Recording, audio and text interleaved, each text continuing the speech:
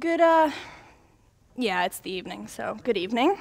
I'm Eliza Connolly, and I'm going to read my story titled Until She Stopped Standing, which I wrote for my creative writing class under the scrutinous eye of Mr. Zegers last year.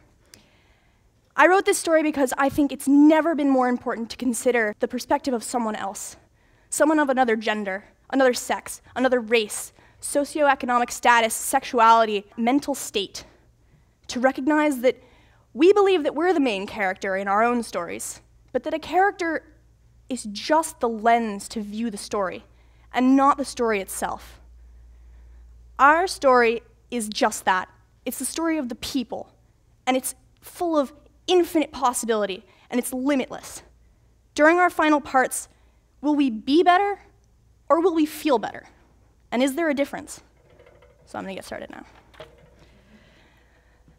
I couldn't help but feel a little bit racist, a little bit sick from the 4-hour drive sitting in the sun, a little bit ashamed of my mother for bringing me here in our pale blue sedan with the red, "My child is an honor student" sticker she swears just won't come off. A little bit ashamed of her increasingly desperate measures that got us up on a Sunday morning to drive to an Indian casino, and a little bit racist that we were even here. I knew she was disheartened that I brushed it off as a hoax, but so many things are. The outside of the casino made me feel less bigoted.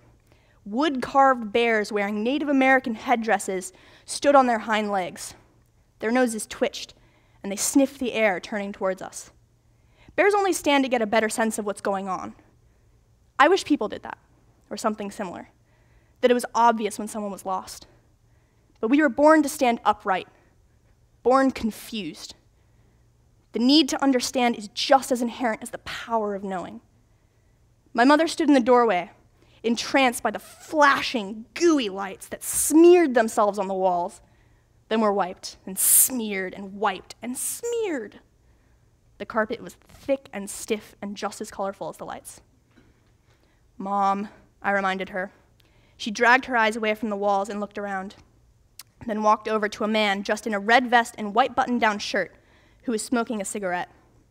His bones were red like his vest, and they shifted dully, like they were sinking and drowning with each drag he took. His shoulder had risen, and there was pressure on his elbow where he was resting it against the wall. The hand holding the cigarette was relaxed, but frozen, and did not rise when his chest did. "How?" she said. I was horrified. He looked extremely unimpressed. I saw an ad for the shaman here. Could you—" "Up the stairs," he said, pointing at black plastic stairs on the side of the wall. "Second door." "Thank you," she said, and I gave him big, "I'm sorry my mother is a racist" eyes as she pulled me to the stairs. We climbed along the wall, which was still flashing aggressively, and walked down the hallway. My mother knocked on the door. A woman with beautiful, long, dark hair greeted us. "Hi, can I help you?"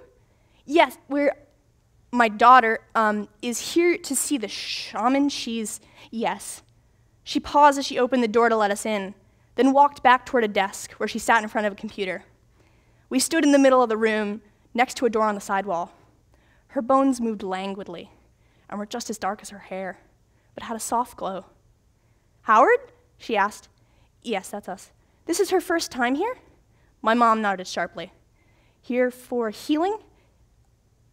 Yeah, I mean, she's fine now. It's just..." She trailed off, gesturing lamely to her own head. "How will you be paying?" said the woman. The question was apparently more personal than the previous ones, as my mother stepped up to the desk before saying, "Credit card?" Typing. "Okay. Abigail?" she said and stood. "You can come with me." "Bye, sweetie," said my mom. "Have fun." The woman reached her hand toward the doorknob, and I saw her long bones flex gracefully, moving together in a rhythm as she opened the door. The intertwined veins of her wrists spread like the doodles of a bored artist down the side of a notebook.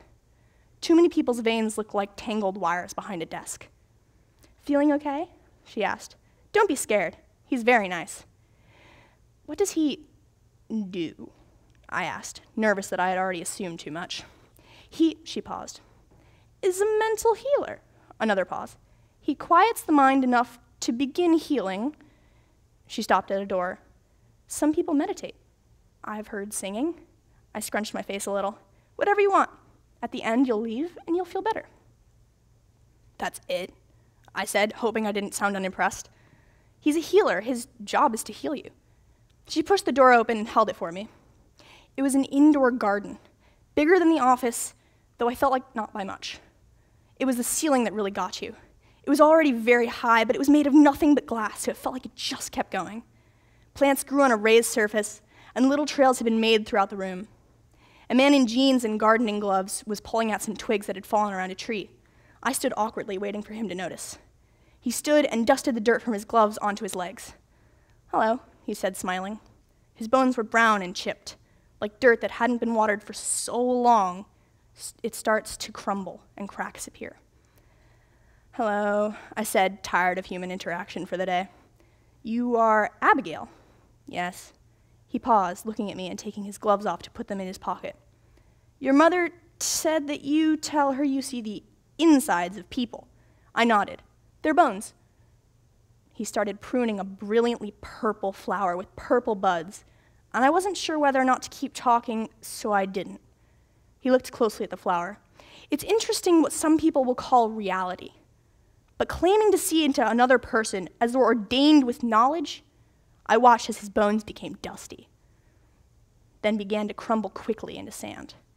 "How incredibly foolish," he said, nonchalantly wiping a little bit of dirt off the leaves of the plant, flexing his fingers back. "Excuse me? It's ignorance.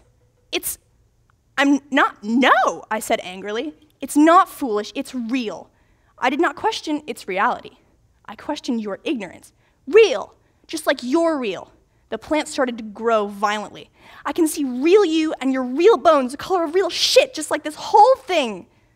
The plants thickened, starting to become an overwhelming jungle. "You're the ignorant one. You couldn't wait 10 seconds before brushing me off as some lunatic. Couldn't even give me the chance." The plants grew until I stood like an ant at the bottom of a huge tree that was bleeding purple blood from the cracks in the bark. I kept screaming angrily as I saw the wave of purple coming toward me, coming to drag me away deeper into the jungle. So I started running. Still yelling, I ran and was swallowed by the blinding purple. After a few moments of utter darkness, though surrounded by color, the wave sank, slowly and thick, disappearing completely into the ground as if it had never existed, leaving me on top of a pile of sand. The plants were shrinking and the man was back to gardening. He pushed a little bit of dry dirt onto the floor, then waved at me, sandy bones shifting as he pulled weeds. I climbed off the sandhill and walked towards the door. "Are you better?" said my mom, starting the car. "Yeah," I said. She turned the wheel, backing out of the space. Her gray, faded bones were thin and looked hollow, but moved like they were heavy, taking us out of the parking lot and back onto the road. "I feel better." And I knew she was smiling, happy to have a better child. Thank you.